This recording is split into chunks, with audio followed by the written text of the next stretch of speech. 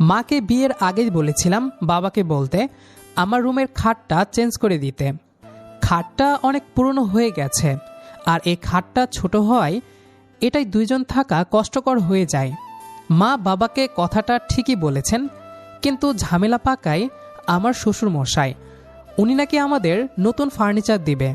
ফার্নিচারের কাজ এখনও কমপ্লিট হয়নি, তাই তিনি বলেছেন তোমরা কিছুদিন একটু কষ্ট করে থাকো, ফার্নিচার বানানোর কাজ কমপ্লিট হয়ে গেলেই তোমাদের বাড়ি পাঠিয়ে দেব। উনি যদি ফার্নিচারগুলি বিয়ের আগে দিতেন তাহলে হয়তো আমাকে এই দিন দেখতে হতো না। গতরাতে ছিল আমার আর নীলার বাসরাত। নীলা হচ্ছে আমার বাবার বন্ধুর মেয়ে। বাবাই বিয়েটা ঠিক করেছিল। আমার কোনো পছন্দের মানুষ না থাকায় এই বিয়েটাতে আমি রাজি হয়ে যাই। গতরাতে রুমে ঢুকতেই সদ্য বিবাহ করা বউটা আমার পা ধরে সালাম করল। এরপর চুপচাপ নিজের মতো করে বিছানায় বসে আছে। আমিও কিছু বলার জন্য খুঁজে পাচ্ছি না। অপরিচিত একটা মানুষের সাথে কী বা বলার আছে? সময় শুধু বেড়েই চলেছে। দুইজনেই চুপচাপ। কিছুক্ষণ পর তাকে উদ্দেশ্য করে বললাম, আপনার নামটা অনেক সুন্দর। ধন্যবাদ, আপনারটাও সুন্দর। মিথ্যা প্রশংসা করার জন্য ধন্যবাদ। ছেলেদের দুর্বলতা কিসে আপনি জানেন? হ্যাঁ জানি। কিসে? মেয়েদের শরীরে। কিন্তু আমার ক্ষেত্রে হয়তো তা একটু ভিন্ন। যেমন? আমার দুর্বলতা আপনার ওই মেহেদি দেওয়া হাতে। আপনি যখন হাসেন আপনার গালে টোল পড়ে, আমার দুর্বলতা। আমার সবচেয়ে বেশি দুর্বলতা কিসে জানেন? আমার সবচেয়ে বেশি দুর্বলতা আপনার ওই কাজল দেওয়া দুইটা অপরূপ সুন্দর চোখে। নীলা হয়তো এমনই কিছু শোনার জন্য প্রস্তুত ছিল না। সে লজ্জা পেল। লজ্জায় মাথা নিচু করে চুপ করে রইল। হঠাৎ বারান্দাটার দিকে তাকিয়ে দেখলাম ভেতরে প্রবেশ করা জ্যোৎস্নার মিষ্টি আলোটাও আমাদের এই বিশেষ রাতটার সাক্ষী হয়ে থাকতে চাইছে। নীলাকে বললাম, চাঁদের আলো আপনার পছন্দ? অনেক বেশি। চাঁদের সাথে কখনো একা একা কথা বলেছেন? না, তা বলিনি কখনো। চলুন বারান্দায় যাই, জ্যোৎস্নার আলোর সাথে কিছু সময় কাটিয়ে আসি। আমি বারান্দায় চলে আসলাম। একটু পরে নীলাও ভয়ে ভয়ে আমার পেছনে এসে দাঁড়ালো। বারান্দায় দুইটা চেয়ার রাখা, একটাতে ওকে বসতে বললাম। এরপর আমিও বসলাম। মেয়েটা অনেক চুপচাপ স্বভাবের, কথা কম বলে। হয়তো লজ্জায় কিংবা ভয়ে, তা জানা নেই আমার। অনেক সময় দুজনে একসঙ্গে চাঁদ দেখার পর রুমে চলে আসলাম। রুমে এসেই বলল, আমি একটু ওয়াশরুমে যাব। আমার রুমে অ্যাটাচড বাথরুম। আমি নীলাকে বাথরুমটা দেখিয়ে খাটে এসে শুইলাম। ঠিক তখনই নীলা চিৎকার করে এসে এক লাফে খাটের ওপর পড়ল। খুব জোরে ঠাস করে একটা শব্দ হলো। তারপর চেয়ে দেখি আমি আর নীলা দুজনে বিছানা ভেঙে নিচে পড়ে আছি। নীলার চিৎকার আর খাট ভাঙ্গার শব্দ শুনে বিয়েবাড়ির সবাই এসে দরজায় ঠক ঠক আওয়াজ করছে আর জিজ্ঞেস করছে কি হয়েছে। নীলা পড়ে গিয়ে কোমরে খুব ব্যথা পেয়েছে। ওরে বাবা, ব্যথায় মরে গেলাম, কোমরটা ভেঙে গেছে। এসব বলে চিৎকার করতেছে। আমিও কোমরে ব্যথা পেয়েছি, তাও উঠে গিয়ে দরজা খুললাম। দরজা খুলতেই একে একে সবাই রুমে ঢুকে পড়ল। কিভাবে এমন হলো জিজ্ঞেস না করে সবাই মিটমিট করে হাসছে। এটা দেখে আমি অবাক হলাম। এসবের ভিতর দিয়েই হঠাৎ চোখ চলে গেল বাবার দিকে। চেয়ে দেখি বাবা আমার দিকে রাগী একটা লোক নিয়ে তাকিয়ে আছে। আমার চোখে বাবার চোখ পড়তেই বাবা বলল, রাম ছাগল একটা। এটা বলেই বাবা এখান থেকে চলে গেল। বাবার সাথে মাও এখান থেকে চলে গেল, কিন্তু মা কিছু বলেনি। ঠিক তখনই ভাবি আমার কানে কানে এসে বলল, সব কিছু একটু রয়ে সয়ে করতে হয়, তাড়াহুড়া করলে এমনই হয়। প্রথম দিনেই খাট ভেঙে দিলে? এটা কি ক্রিকেট খেলা নাকি? যত ইচ্ছা তত গতিতে বল করবে? এখানে ক্রিকেট খেলার কথা আসলো কোথায় থেকে? ওনার কথা কিছুই বুঝলাম না। সবাই চলে যেতেই ফ্লোরে বিছানা করলাম। আজ রাতে নিচেই থাকব। ছোট বোন বলছিল তার রুমে চলে যেতে, সে মায়ের সাথে থাকবে, কিন্তু আমি যাইনি। বিছানা করে বিছানায় শুতেই নীলা আবার বলল, আমি ওয়াশরুমে যাব। না, ওয়াশরুমে যাওয়ার দরকার নেই। কেন?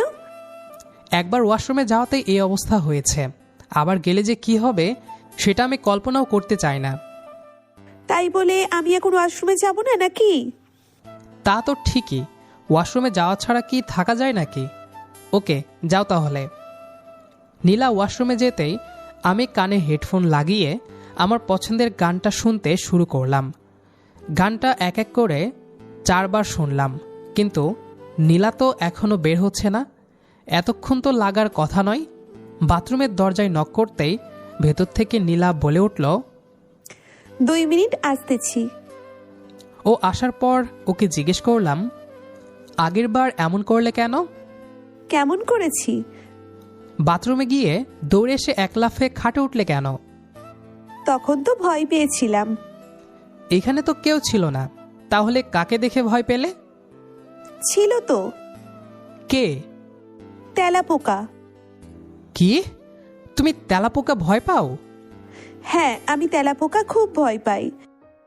তেলাপোকাকে ভয় পাও ভালো কথা, তাই বলে লাফ দিয়ে খাট ভেঙে ফেলবে? আমি কি ইচ্ছে করে লাফ দিচ্ছি নাকি? লাফ দেওয়ার আগে একবার চিন্তা করে লাফ দিতে। কি চিন্তা করব? আমি যে লাফ দিয়ে খাটে উঠব, আমার ভার কি খাটটা সামলাতে পারবে? এত ভাবাভাবির সময় পাইনি। আর আপনার খাটের তো আত্মা নেই, আজ না ভাঙলেও 2 দিন পর এমনিই ভেঙে যেত। হইছে, এখন ঘুমাও। কোথায় ঘুমাবো? নিচে। কি, নিচে ঘুমাবো? হ্যাঁ, আর কিছু করার নাই, আজকে নিচেই ঘুমাতে হবে। খাটের জন্য কষ্ট হচ্ছে। কত বছর ধরে যে এই খাটে ঘুমিয়েছি তার হিসেব নেই। খাটটার প্রতি এক ধরনের মায়া জন্মে গেছে। খাটের কথা ভাবতে ভাবতে কখন জানি ঘুমিয়ে গেছে। সকালে ওঠার পর যার সাথে প্রথম দেখা হলো, সেও আমাকে দেখে মুচকি মুচকি হাসছে। এই হাসির কোনো কারণ খুঁজে পাচ্ছি না। যাই হোক, বাড়িতে আর বেশিক্ষণ থাকিনি, চলে গেলাম বন্ধুদের সাথে আড্ডা দিতে।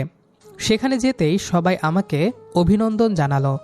এক পর্যায়ে একজন উঠে বলল, ভাই তুই তো লিজেন্ড। কেন? কি করেছি আমি? কাল রাতে তুই নাকি ক্রিকেট খেলে খাট ভেঙে ফেলছিস। এ কথা বলতেই সবাই হো হো করে হেসে উঠল। সবাই আমাকে নিয়ে হাসাহাসি করছে। এদের কথা শুনে মেজাজটাই খারাপ হয়ে গেল। এরা আমার বন্ধু না শত্রু, এটা নিয়ে আমার ডাউট আছে। রাতে বাড়িতে ফিরে রুমে ঢুকতে চোখ পড়ল একটা নতুন খাট। নীলার দিকে তাকিয়ে দেখি ওকে কেমন জানি খুশি খুশি লাগছে। তাই ওকে জিজ্ঞেস করলাম, কি ব্যাপার, এত খুশি খুশি লাগছে কেন? আমাদের নতুন খাট দেখে। খাট দেখে এত খুশি হওয়ার কি আছে? আজ থেকে আর নিচে শুতে হবে না। ও, এই ব্যাপার। তা আমাদের রুমে নতুন খাট আসলো কোথায় থেকে? আমাদের কাল রাতের খাট ভাঙার কথা শুনে বাবা আজকে নতুন খাট পাঠিয়ে দিয়েছে। তুমি কাল রাতের কথা তোমার বাবাকে বলে দিছো? আমি বাবাকে এই ব্যাপারে কিচ্ছু বলিনি, বাবা কার কাছ থেকে যেন শুনলো। অবশেষে এই খবর আমার শ্বশুরবাড়ি পর্যন্ত চলে গেল। আমার আর মান সম্মান বলে কিছুই রইল না। ওই, কোথায় যাচ্ছ? ওয়াশরুমে। দাঁড়াও দাঁড়াও। কেন? আমি আগে ভেতর থেকে দেখে আসি। কি দেখবেন?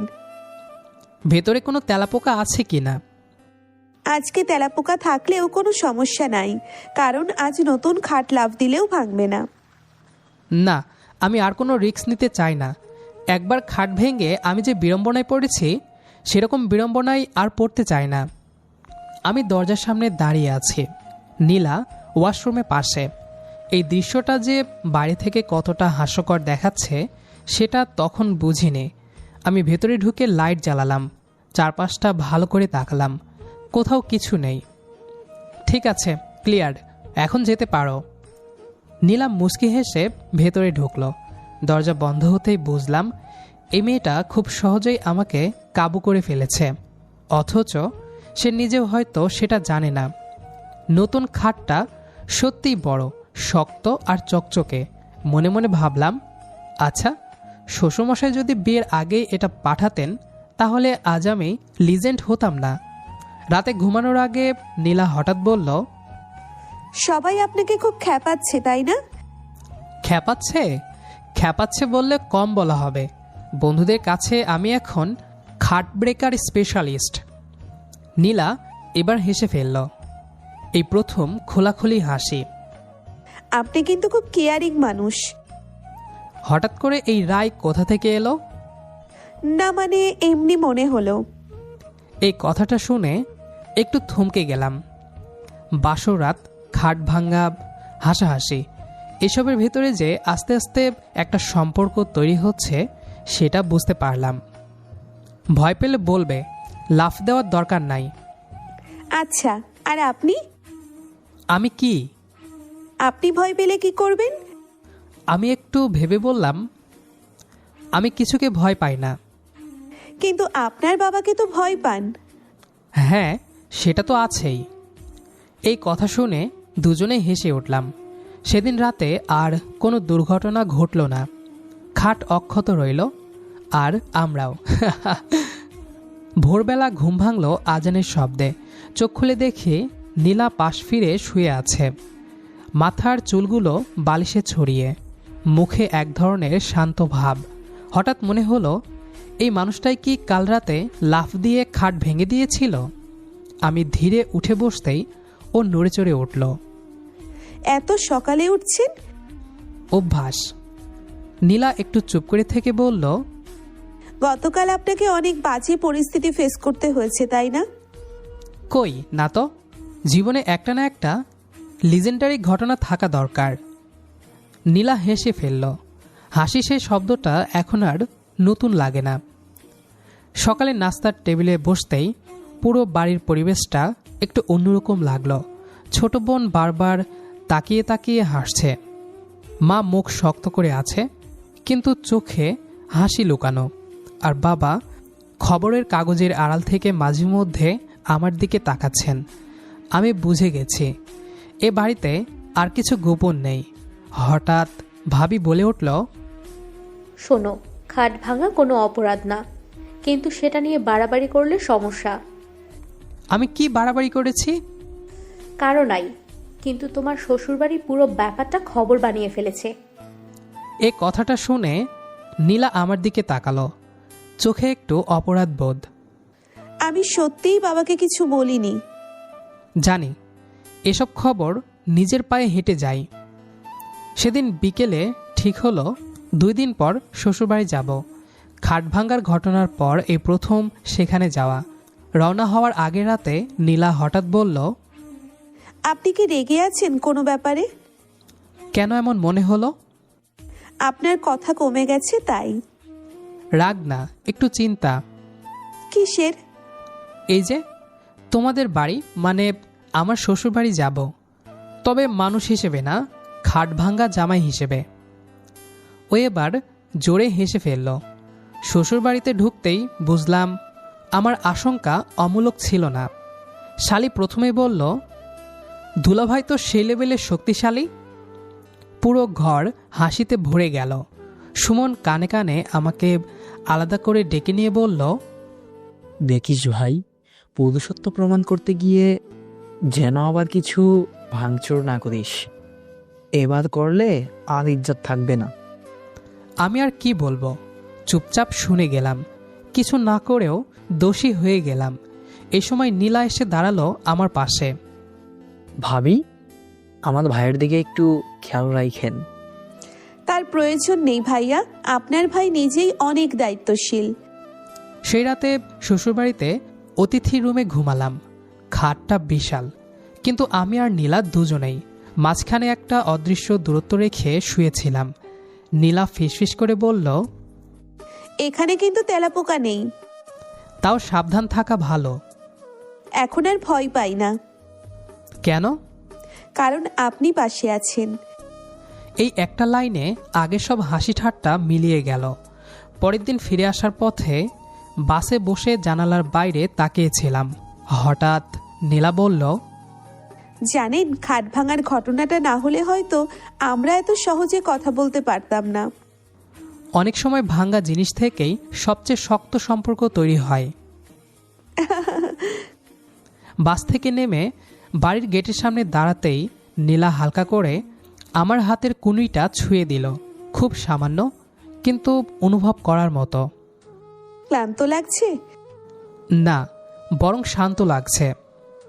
শ্বশুরবাড়ি থেকে ফেরার পর সাধারণত মানুষ টায়ার্ড হয়। তোমার জায়গায় অন্য কেউ হলে হয়তো হতাম। এ কথাটা শুনে ও কিছু বলল না, শুধু চোখ নামিয়ে মুচকি হাসল। রাতে খাওয়ার পর ঘরে ঢুকে দরজা লাগাতেই একটা অদ্ভুত নীরবতা নেমে এলো। সেই নীরবতা আর আগের মতো ভারী নয়, বরং নরম। নীলা বিছানার একপাশে বসে চুলের খোপা খুলছে। আমি তাকিয়েছিলাম, খেয়াল করলাম ও চুল খুলতে খুলতে আয়নায় আমার দিকে তাকাচ্ছে। কি দেখছ? দেখছি আপনি তাকিয়ে আছেন কিনা। কেন, তাকানো কি অপরাধ? না, কিন্তু কেউ এভাবে তাকালে অস্বস্তি লাগে। তাহলে তাকাবো না। আমি চোখ সরিয়ে নিতেই ও তাড়াতাড়ি বলল, এই না, তাকালেও সমস্যা নেই। আমি বিছানায় বসে পড়লাম। দুজনের মাঝে অল্প একটু দূরত্ব। হঠাৎ খেয়াল করলাম ওর শরীর মৃদু কাঁপছে। তুমি কি নার্ভাস? একটু। কেন? জানি না। আচ্ছা, তুমি তেলাপোকা ছাড়া আর কি কি ভয় পাও? আরো অনেক কিছুই আছে, তবে এখন মনে পড়ছে না। আর আপনি কিসে ভয় পান? আমি ভয় পাই কাউকে কষ্ট দিতে। এই কথায় ওর চোখটা নরম হয়ে গেল। আপনি জানেন, আমার বাবাও ঠিক এই কথাটাই বলেছিলেন আমাকে। কি কথা? বলেছিলেন যে মানুষ অন্য কাউকে কষ্ট দিতে ভয় পায় সে কখনো নিষ্ঠুর হতে পারে না। এই কথার পর আর কিছু বলার ছিল না। নীরবতাই তখন সবচেয়ে সুন্দর।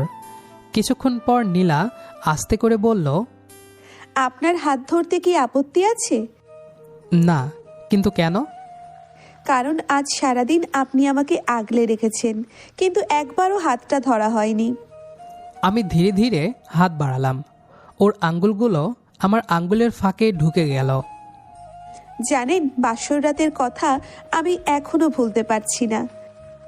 কেন, লজ্জা পাচ্ছ? হ্যাঁ, আবার ভালোও লাগছে। খাট ভাঙার জন্য? না, আপনি যেভাবে আমার দিকে তাকিয়েছিলেন, যেভাবে কথা বলেছিলেন, ওটা আমার কাছে অন্যরকম ফিলিংস ছিল। আমি তখন সত্যিই যা অনুভব করছিলাম সেটাই বলছিলাম। আপনার কথা শুনে মনে হয়েছিল আমি আপনার কাছে নিরাপদ। এই নিরাপদ শব্দটা যেন আমার বুকের ভেতরে কোথাও বসে গেল। আমি হাতটা একটু শক্ত করে ধরলাম। যতদিন আমি আছি তোমাকে ভয় পেতে হবে না। নীলা আস্তে করে আমার কাঁধে মাথা রাখল। তাহলে আজ যদি তেলাপোকা আসে? তাহলে আমি আগে দাঁড়াবো তোমার, কিছুতেই তোমার কাছে আসতে দেব না। আর যদি খাট ভেঙে যায়? তাহলে একটা খাটের পুরো শোরুম দিয়ে দেব, যাতে একটা ভাঙলে আরেকটা সহজে নিয়ে আসতে পারে। দারুণ আইডিয়া তো। আমার আইডিয়া বলে কথা। রাতে ঘুমানোর আগে নীলাভ ফিসফিস করে বলল, আপনি জানেন আমি এখন আর ভয় পাই না। কিসের? একা হয়ে যাওয়ার। মনে হয় একজন বিশ্বস্ত কেউ আছে আমার পাশে। আমিও। রাত অনেক হয়ে গেছে, ঘরের লাইট নিভানো, শুধু জানালা দিয়ে চাঁদের আলো এসে পড়ছে বিছানার ওপর। নতুন খাটটা এখনও নতুনের মতো গন্ধ ছড়াচ্ছে, কিন্তু আমাদের মাঝে দূরত্বটা আর নতুন নেই। নীলা আমার কাঁধে মাথা রেখেই শুয়ে আছে। নিঃশ্বাসের শব্দটা পরিষ্কার শোনা যাচ্ছে। আমি আস্তে করে বললাম, ঘুম আসছে? না। তাহলে কি ভাবছ? ভাবছি জীবনটা এত হঠাৎ বদলে গেল কিভাবে। কেন, খারাপ লাগছে? আরে না। তবে? অচেনা লাগছে। মনে হচ্ছে কোনো দায়িত্ব এসে পড়েছে আমার উপর। আমি ওর চুলে হাত বুলিয়ে দিলাম, তারপর কপালে মৃদু একটা কিস দিলাম। নীলা হালকা শিহরণে কেঁপে উঠল। তোমার কি আমার সাথে বিয়ে নিয়ে কোনো আফসোস আছে? এই প্রশ্নটা করতে বুকের ভেতর একটু কেঁপে উঠল। নীলা ধীরে মাথা তুলে আমার দিকে তাকালো। চোখে কোনো দ্বিধা নেই। না, কিন্তু ভয় ছিল। কিসের ভয়? আপনি কেমন মানুষ হবেন, আমাকে বুঝবেন কিনা। তো এখন কি মনে হচ্ছে? মনে হচ্ছে সঠিক কিছুই পেয়েছি। জানো, তুমি খুব অল্প কথায় অনেক কিছু বলো। কারণ বেশি কথা বললে লজ্জা লাগে। এখনো? হুম। আমার সাথে লজ্জা পাওয়ার দরকার নেই। ধীরে ধীরে অভ্যেস হয়ে যাবে। আচ্ছা, আপনি আমাকে কি নামে ডাকবেন? মানে? মানে সবাই তো নাম ধরে ডাকে, আপনি কি ডাকবেন? আমি একটু ভেবে বললাম, আগে তোমার অনুমতি লাগবে। কিসের অনুমতি? এমন নামে ডাকতে চাই যেটা শুধু আমার হবে। তাহলে বলুন কি নামে ডাকতে চান। বলবো? হুম। চাঁদনি। চাঁদনি? কিন্তু কেন? কারণ তুমি আমার চাঁদ, তাই ভালোবেসে তোমাকে চাঁদনি ডাকবো। নীলার গাল লাল হয়ে গেল, আর কিছু বলল না, শুধু আমার হাতটা একটু শক্ত করে ধরল। পরদিন সকালে ঘুম ভাঙল ভাবির ডাক শুনে। এই, দুজন নিচে আসো, নাস্তা ঠান্ডা হয়ে যাচ্ছে। আমি উঠে দরজা খুলতেই ভাবি এক ঝলক আমাদের দিকে তাকিয়ে বললেন, আজ আর নিচে বিছানা করতে হয়নি তো? আমি কিছু বলার আগেই নীলা বলল, না ভাবি, আজ সব ঠিক ছিল। ওমা, তাহলে তো হবে না, একটু তো এদিক সেদিক হতে হবে। সেইটা নিয়ে তোমার ভাবতে হবে না, নিজের চিন্তা করো আর তোমার জামাইয়ের। তার চিন্তা করতেই তো আমার অর্ধেক চুল পেকেছে। বলেই ভাবি হালকা হেসে চলে গেলেন। নাস্তার টেবিলে বসে নীলাভ খুব চুপচাপ। হঠাৎ সুমন বলল, ভাবি, আপনি জানেন ভাই এখন ফেমাস কেন? খাট ভাঙা জামাই নামে। নীলা আমার দিকে তাকিয়ে হেসে বলল, দেখলেন, আপনার লেজেন্ডারি ভাব এখনো চলছে।